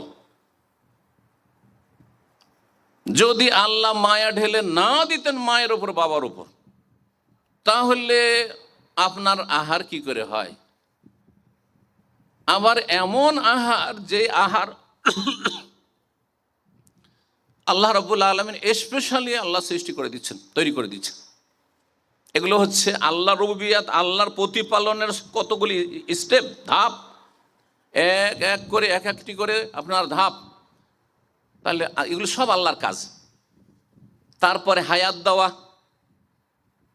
যে আত্মা সঞ্চার করা, 120 দিনের যখন হইল মাতৃগর্ভে হায়াত দিলেন, তাই না, রূহ, তখন হায়াত আসল, তার আগে মৃত। একজন জীবিত মানুষ আর হঠাৎ করে মারা গেল, আর সবাই মরবে। হায়াত এবং মত দেওয়া কার কাজ? রবের কাজ। কেউ যদি মনে করে যে অমুককে জিনে মেরে দিচ্ছে, জিন ক্ষমতা রাখে, না, জিন মেরেছে ওই রকম যদি বলে যে একজন মানুষ আরেকজন মানুষকে যেমন খুন করে দিচ্ছে ঠিক তেমন, ওটা সেটা ভিন্ন বিষয়। কিন্তু যদি জিন মানুষের হায়াত মতের মালিক, বা খাজা বাবা হায়াত মতের মালিক, খাজা বাবা রিজিক দেওয়া কার কাজ? আল্লাহর কাজ, রিজিকের মালিক। বাবার দরগাহে গেলে রিজিক, অফুরন্ত রিজিক আসে। চাদর চড়ালে তিনি রিজিক দিয়ে থাকেন, রোগ ভালো করে থাকেন তিনি, আল্লাহ ছাড়া কেউ। আল্লাহর কাজ রোগ ভালো করা, ওয়াইজা মারিজ তো ফাহুয়া ইয়াশফিন, অন্যকে দিয়ে দিল। আর এইরকমের যতগুলি কাজ আল্লাহ রাব্বুল আলামিনের রয়েছে। আল্লাহ রাব্বুল কাজ হচ্ছে পৃথিবীর নিয়ন্ত্রণ, মুদাব্বিরুল উমুর, সমস্ত কিছু নিয়ন্ত্রণকারী আল্লাহ রাব্বুল আলামিন। এগুলি আল্লাহর রুবুবিয়াত। ওমাই ইউদাব্বিরুল আমরা, সমস্ত কার্যক্রমের নিয়ন্ত্রণ, পৃথিবীর নিয়ন্ত্রণ কে করছেন? ফাসায়াকুলুন আল্লাহ। মক্কার কাফের মুশরিক, যাদেরকে আল্লাহ কাফের তারাও রুবুবিয়াতকে মানতর বলতো আল্লাহ। কিন্তু এক শ্রেণীর লোকেরা বলে যে না, দুনিয়ায় সারা পৃথিবীতে বড় বড় কুতুব বসে আছে, আর এগুলো কোনো অমুসলিম বলে না। বড় দুঃখের বিষয়, জন্মসূত্রে মুসলিমেরা বড় বড় কুতুব বসে আছে, যারা পৃথিবীকে ধরে আছে, মজবুত করে ধরে আছে। ধরে না থাকলে মানুষের পাপের কারণে জমিনে যে পাপ হচ্ছে, আল্লাহ উল্টিয়ে পাল্টিয়ে রেখে দিতেন, উল্টাইতে দিচ্ছেন, এরা এমন করে ধরে আছে।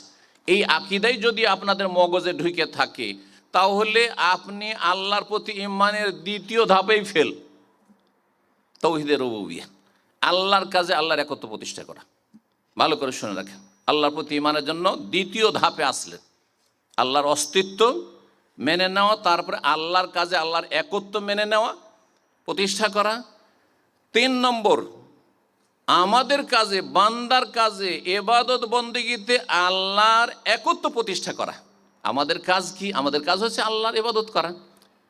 দোয়া করা বান্দার কাজ, সেজদা করা বান্দার কাজ, রুকু করা বান্দার কাজ, ফরিয়াদ করা, উদ্ধার কামনা করা বান্দার কাজ, যে কোরবানি জবাই করা বা পশু জবাই করা বান্দার কাজ, ইত্যাদি ইত্যাদি। সুতরাং এ সমস্ত ইবাদতবন্দি কার জন্য হবে? আল্লাহর জন্য। তৌহিদুল ইবাদা, এবাদত বন্দিগির ক্ষেত্রে। আর এবাদত বন্দি হচ্ছে বান্দার কাজ, বান্দার কাজে, মানুষের কাজে আল্লাহর একত্ব প্রতিষ্ঠা করা। এটা হচ্ছে তৃতীয় ধাপ আল্লাহর প্রতি ঈমানের। তাহলে আপনি ঈমানদার হইতে পারবেন। 3 ধাপ এগিয়ে এসছেন, আর একটি, সেটি হচ্ছে তৌহিদুল আসমা ও সিফাত প্রতিষ্ঠা করা। আল্লাহর সুন্দর সুন্দর নাম রয়েছে, নিজের পক্ষ থেকে বানিয়ে নিলে হবে না। আল্লাহকে খোদা বললে হবে না, যেমন আল্লাহকে ভগবান ঈশ্বর বললে হবে না, পরমেশ্বর বললে হবে না, আল্লাহকে গড বললে হবে না। আল্লাহর নাম, আল্লাহ যেগুলো বলেছেন সেগুলি আল্লাহর পছন্দ। আপনার বানানোর নাম আল্লাহর পছন্দ না। আমার নাম তো যদি আপনারা বলেন, আমার বাপ মা যেটা রেখেছেন, অথবা যেটা আমার পরিবার পক্ষ থেকে পছন্দ করা হয়েছে, আপনার নাম যেটা পছন্দ করা হয়েছে, আপনার নাম যেটা, সেই নাম ছাড়া যদি আরও চমৎকার নাম দিয়েও ডাকে কেউ, তাও পছন্দ করে নেবেন না আপনি। তাহলে কি করে রবের ক্ষেত্রে আপনি মন গড়া আপনি বলছেন খোদা ভরসা? কেন বলছেন আপনি? খোদা হাফেজ কেন বলছেন আপনি? কোথায় পেলেন? আল্লাহর 99টি নাম কোরআন এবং হাদিস দ্বারা যে প্রমাণিত, এই 99টি নামের কোন নামের অর্থ খোদা? কোন নামের অর্থ আপনার ঈশ্বর? এগুলো কেন? না, মোটেই না। আর সেই নামগুলি ওইভাবেই বিশ্বাস করা। নামের সাথে সিফাত, গুণাবলী, প্রত্যেকটি নামের একটি অর্থ রয়েছে। রহমান আল্লাহর নাম, গুণবাচক নাম, আর রহমত আল্লাহর গুণ। রাজ্জাক আল্লাহর নাম, রিজিক দেওয়া আল্লাহর গুণ। আল্লাহর গুণগুলি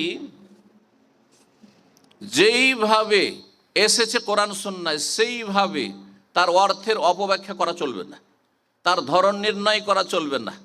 হ্যাঁ, তার কোনো কিছুর সাথে তুলনা, তাশবিহ, তুলনা চলবে না। আর অস্বীকৃতি, তাতিল, নিষ্ক্রিয় করাও চলবে না। ওইভাবে এগুলিকে বিশ্বাস করা। এই 4টি স্তর আল্লাহর প্রতি ঈমানের ক্ষেত্রে মনে রাখতে হবে। আল্লাহর অস্তিত্ব, আবার বলছি, ভালো করে শুনে রাখুন, মনে রাখুন, তাহলে ঈমান কমপ্লিট হবে। সেটি হচ্ছে আল্লাহর অস্তিত্বে বিশ্বাসী হওয়া। তারপরে আল্লাহর কাজে আল্লাহর তৌহিদ প্রতিষ্ঠা করা, তৌহিদ রুবুবিয়ত প্রতিষ্ঠা করা। আল্লাহর ইবাদত বন্দেগীতে বান্দা যে ইবাদত বন্দেগী করবে, সেটা সেই ক্ষেত্রে তৌহিদ প্রতিষ্ঠা করা, তৌহিদুল ইবাদা। তৌহিদুল আসমাস, আল্লাহর নাম গুণাবলীর ক্ষেত্রে তৌহিদ প্রতিষ্ঠা করা। সেই ক্ষেত্রে যেন এলহাদ আর অপব্যাখ্যা আর বিকৃতি না আসে। ওয়ালিল্লাহিল আসমাউল হুসনা ফাদউহু বিহা, আল্লাহর সুন্দর সুন্দর নাম রয়েছে, সেই নামগুলির মাধ্যমে আল্লাহকে ডাকো। আল্লাহ রাব্বুল আলামিন সেই নাম ধরে ডাকতে বলেছেন, ডাকতে বলেছেন। ডাকার তরিকা কি? আমাকে যদি কেউ ডাকে, তো নাম ধরে ডাকার পরে একটা কথা আমাকে বলতে হবে কিছু, যে ডাকছেন, কি জন্য ডাকছেন, কোন একটা কথা বলতে হবে। শুধু নাম ধরে বারবার যদি নামটা রিপিট করতে থাকে, তাহলে এইটা কি কেউ পছন্দ করবেন? হয় বলবেন যে আমাকে উপহাস করছে, আর না হলে বলবেন যে পাগল হয়ে গেছে। 2-এর 1 অবশ্যই।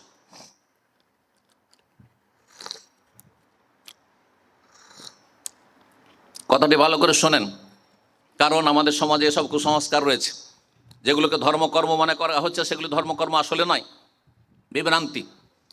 আল্লাহর নামগুলি জপতে থাকে, আল্লাহর নাম জপতে থাকে। ইয়া আল্লাহ, ইয়া রহমান, ইয়া রাহিম, ইয়া মালিক, ইয়া কুদ্দুস, ইয়া সালাম, ইয়া মোমেন, ইয়া মুহাইমিন, ইয়া আজিজ, ইয়া গাফফার, ইয়া জব্বার, এই করে মুখস্থ করায়। কথা বুঝতে পারছেন? আর এটাই ওজিফা তার না, একেবারে বিভ্রান্তি, দলাল, গুমরাহি। শুধু আল্লাহ বলে, ইয়া আল্লাহ, ইয়া আল্লাহ, ইয়া আল্লাহ, ইয়া আল্লাহ, ইয়া আল্লাহ। আচ্ছা বলুন তো দেখি, ছেলেকে কত আদর করে ছেলে মেয়েকে মা বাবা, যদি বলে হ্যাঁ বাবা বাবা বাবা বাবা, মা মা মা মা, তাহলে কি বলবেন?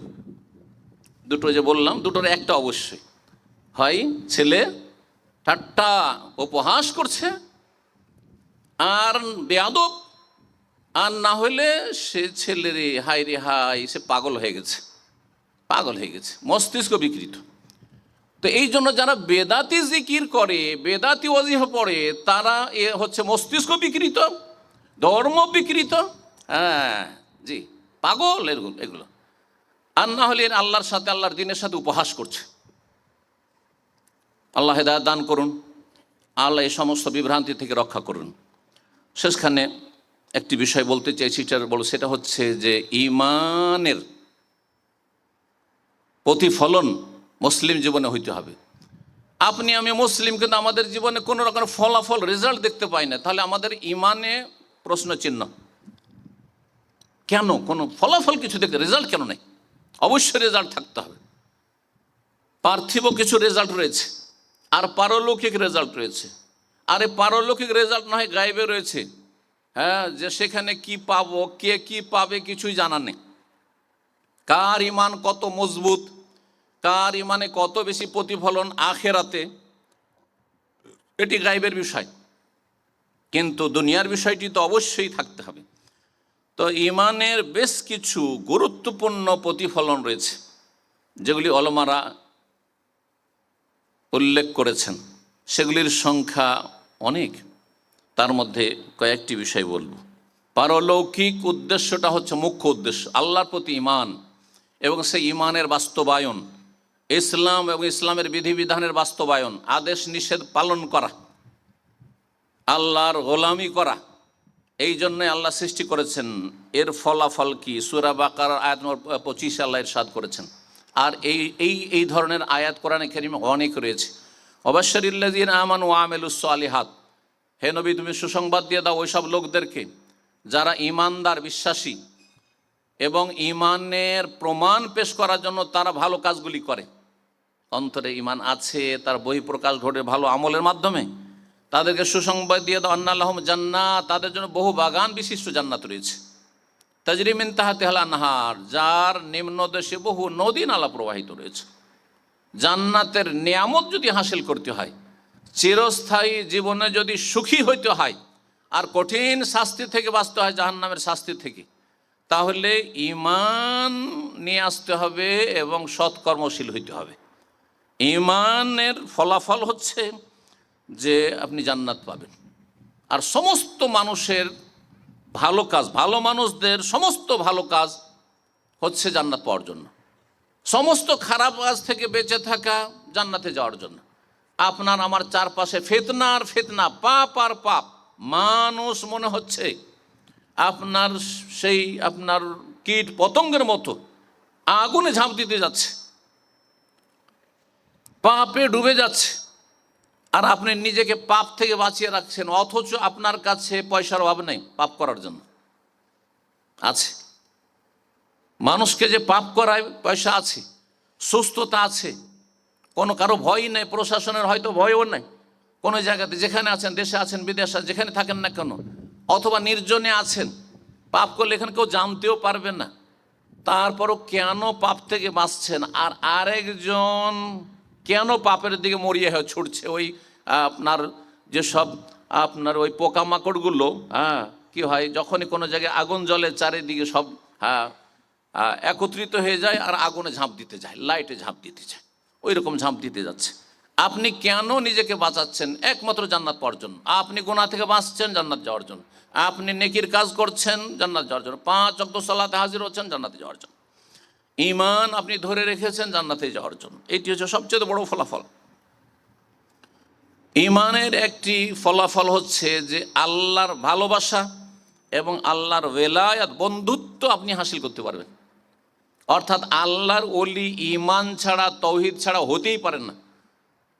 আপনি কোন পীর বুজুর্গ সম্পর্কে এমন কিস্সা কাহিনী শোনাচ্ছেন যে শিরকি আকীদার কথা আর ঈমান ভঙ্গকারী বিষয়ের কথা শোনাচ্ছেন, আর বলছেন তিনি আল্লাহর ওলি কামেল ছিলেন, এগুলি ভ্রান্ত মতবাদ।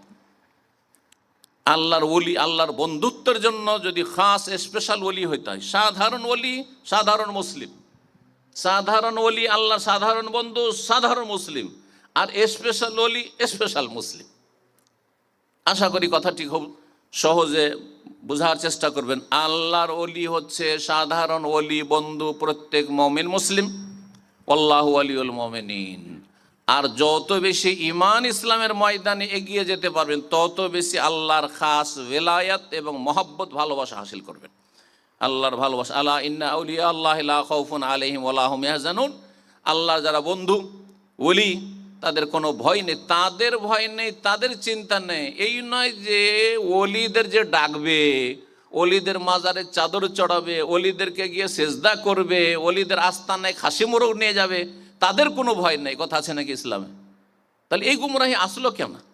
বিভ্রান্তি, দিন সম্পর্কে অজ্ঞতা, তাদের ভয় নেই। তাহলে ওই রকম আপনারাও হয়ে যান, তাহলে আপনাদেরও কোনো ভয় থাকবে না। সেই পথের পথিক হয়ে যান, সেটা হচ্ছে ঈমান এবং নেক আমল। 3 নম্বর ফলাফল ঈমানের, তা হচ্ছে একজন মুমিন মুসলিমের জন্য ইহকাল পরকালে সুসংবাদ রয়েছে। ইহকাল পরকালে সুসংবাদ রয়েছে। রব্বুল আলামিন ইরশাদ করেন সূরা ইউনূসের আয়াত নম্বর 62, 63, 64 আয়াতগুলিতে যে লাহুমুল বুশরা ফিল হায়াতিদ দুনিয়া ওয়া ফিল আখিরা, তাদের জন্য সুসংবাদ রয়েছে। ঈমানদারদের জন্য, বিশ্বাসীদের জন্য, সৎকর্মশীলদের জন্য সুসংবাদ রয়েছে ইহকাল পরকালে, ফিল হায়াতিদ দুনিয়া ওয়া ফিল আখিরা, আখিরাতেও সুসংবাদ। ওয়াবশিরু বিল জান্নাতিল্লাতী কুনতুম তুআদুন, মরণের মুহূর্তে যখন মালাকুল মউত চলে এসছে আর হাসরের মাঠে যখন হাহাকার অবস্থা, ভয়াবহ পরিস্থিতি, নাফসি নাফসি, সেই সময় ফেরেশতারা বলবেন মুমিনদেরকে যে তোমাদের কোনো ভয় নেই। ওয়াবশিরু বিল জান্নাতিল্লাতী কুনতুম তুআদুন, সুসংবাদ তোমাদের জন্য সেই জান্নাতের, যেই জান্নাতের তোমরা প্রতিশ্রুত হয়েছে, ওয়াদা তোমাদের সাথে করা হয়েছে। দুনিয়ার সুসংবাদ কি? দুনিয়ার সুসংবাদ সম্পর্কে দুটো কথা ওলামারা বলেছেন। একটি হচ্ছে মুমিন ইমানদার ব্যক্তিকে ভালো ভালো স্বপ্নের মাধ্যমে আল্লাহ রাব্বুল সান্ত্বনা দেন। যখন আপনি কোনো টেনশনে থাকবেন, কোনো একটা দুশ্চিন্তায় আছেন, কোনো একটা বিষয় আপনার সামনে খুব গুরুত্বপূর্ণ হয়ে উঠেছে, আল্লাহ এমন একটা স্বপ্ন দেখাচ্ছেন যাতে মনে একটা প্রশান্তি হচ্ছে, না রে আমি আক্রান্ত, আমার ছেলেটা আক্রান্ত, খুব রোগে, খুব পেরেশানিতে আছি, আর ভালো একটা স্বপ্ন দেখছেন যে না আমার ভালো হয়ে গেছে, সব কোনো কিছু নেই, আলহামদুলিল্লাহ। এই হচ্ছে, আর রুয়া সালেহা হচ্ছে বুশরাল মুমিন। আর বুশরাল মুমিন আল আজেল, নগদ। আরেকটি সুসংবাদ হচ্ছে দুনিয়ার সুনাম, সুখ্যাতি, সম্মান। দুনিয়াতে যদি অন্তর থেকেও ভালোবাসে আর সুনাম থাকে, সুখ্যাতি থাকে, জনপ্রিয়তা লাভ করেন, তার সাথে সৎ মানুষ, তাহলে এটি আপনার দুনিয়ার নগদ সুসংবাদ। এই কথাগুলি তাফসীরকাররা বলেছেন লাহুমুল বুশরা ফিল হায়াতিদ দুনিয়া ওয়া ফিল আখিরার ক্ষেত্রে। 4 নম্বর ফলাফল ঈমানের, যারা ঈমানদার হবে তাদের জন্য সার্বিক নিরাপত্তা রয়েছে। যদি সার্বিক ক্ষেত্রে ঈমান পূর্ণ থাকে, সার্বিক নিরাপত্তা, আর ঈমান যদি মুতলাকুল ঈমান, মানে ঈমান আছে, মোটামুটি ঈমান আছে কিন্তু কিছুটা ঘাটতি আছে, তাহলে মোটামুটি নিরাপত্তা। খুব সহজ ভাষায় আল আমনুল মুতলাক আর মুতলাকুল ঈমান, যে আকীদার কিতাবতে দুটি কথা বলেছে তার ব্যাখ্যা বলে। একটা হচ্ছে মোটামুটি নিরাপত্তা, দেশে আপনি গ্রামের বাড়িতে, শহর বাড়িতে ঘোরাফেরা করছেন, মোটামুটি নিরাপত্তা আছে, কিন্তু হয়তো সার্বিক নিরাপত্তা নাও থাকতে পারে। কিন্তু এমন একটা জায়গা আলহামদুলিল্লাহ এখানে আছেন হয়তো, সেটা একটা উদাহরণস্বরূপ বলছি, যে এখানে ধরেন সার্বিক দিক থেকে আলহামদুলিল্লাহ নিরাপত্তা, খাবার দাবার অসুবিধা নেই, এমনি চলাফেরার ক্ষেত্রে কোনো অসুবিধা নেই, কোনো মানসিক কোনো টেনশন নাই, কোনো শারীরিক কোনো অসুবিধা নেই, পারিবারিক কোনো অসুবিধা নেই, সার্বিক নিরাপত্তা।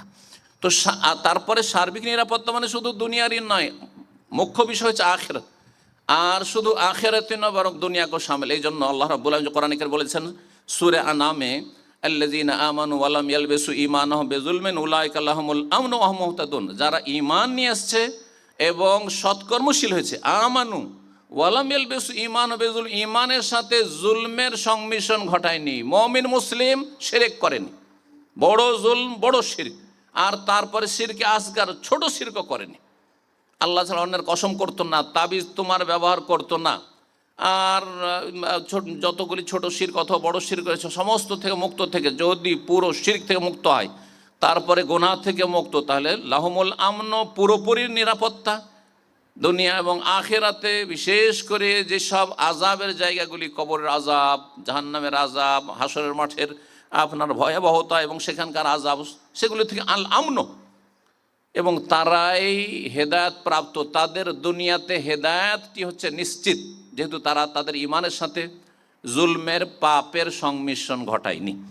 আর যদি মাঝে মাঝে পাপও করেছে, তবে তৌহিদ ভঙ্গ করেনি, বড় শিরক করেনি, আল্লাহ ছাড়া অন্যকে ডাকেনি, আল্লাহর হক অন্যকে দিয়ে দেয়নি, বড় শিরক কুফরি করেনি, ঈমান ভঙ্গকারী কোনো কিছুতে লিপ্ত হয়নি, তাহলে মোটামুটি নিরাপত্তা রয়েছে, অর্থাৎ জান্নাত পাবে। তৌহিদ যখন ঠিক আছে, কিছু সাজা শাস্তি দুনিয়া তো রোগ বালা মুসিবত ধাক্কা কবর আজাব কিছুটা হইল হয়তো, আর হাসর মাঠও কিছু পেরেশানি উঠাইতে হইল, আর তারপরে জান্নাত পাবে ইনশাআল্লাহ। অনেকে তারপরও যদি কাফারা না হয় তো কিছু দিনের জন্য বা দীর্ঘদিনের জন্য জাহান্নামের জেল খাটবে, আর তারপরে তখন ফিরে আসবে যদি তৌহিদ ঠিক থাকে। লাহুমুল আমনু ওয়া হুম মুহতাদুন।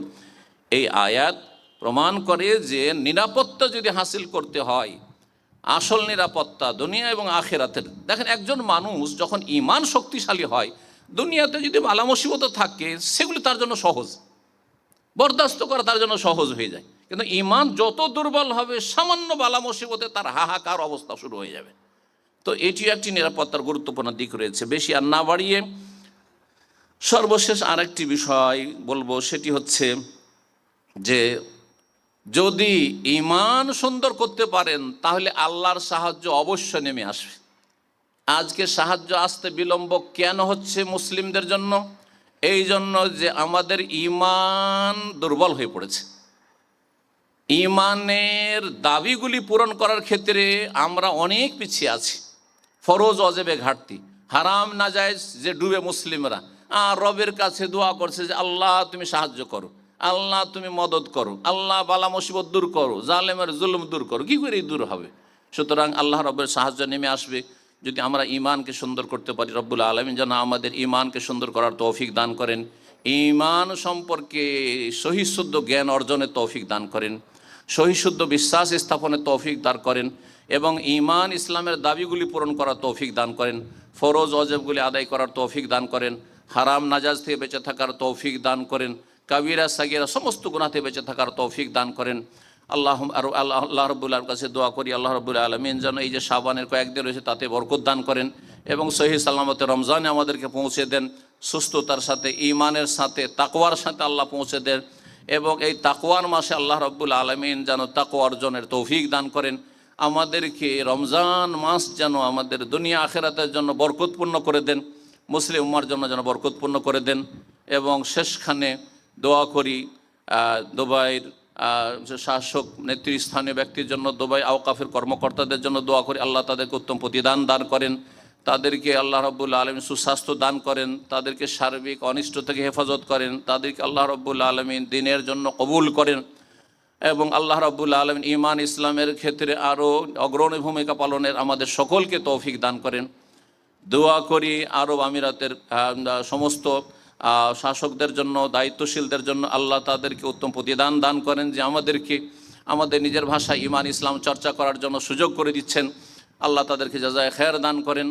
বিশেষভাবে শুকরিয়া আদায় করি এবং দোয়া করি আল মানার সেন্টারের দায়িত্বশীল ভাইদের, আর বিশেষ করে শেখ আব্দুল সালাম হাফেজাহুল্লাহ তাআলা ওয়া তাআল্লাহু, তার জন্য দোয়া করি আল্লাহ তাকে জাযায়ে খায়ের দান করেন এবং আল্লাহ রাব্বুল আলামিন তার নেক আমল কবুল করেন, তাকে আল্লাহ সেহাত এবং আফিয়তের সাথে রাখেন। এবং তার সাথে আমাদের বাংলা ভাষাভাষী যেসব আমাদের একনিষ্ঠ ভাইয়েরা রয়েছেন, নিবেদিত প্রাণ এবং ইখলাসের সাথে তারা দাওয়াতি কাজকে চালিয়ে যাচ্ছেন, আল্লাহ তাদেরকে উত্তম প্রতিদান দান করেন, তাদের নেক আমলগুলি কবুল করেন।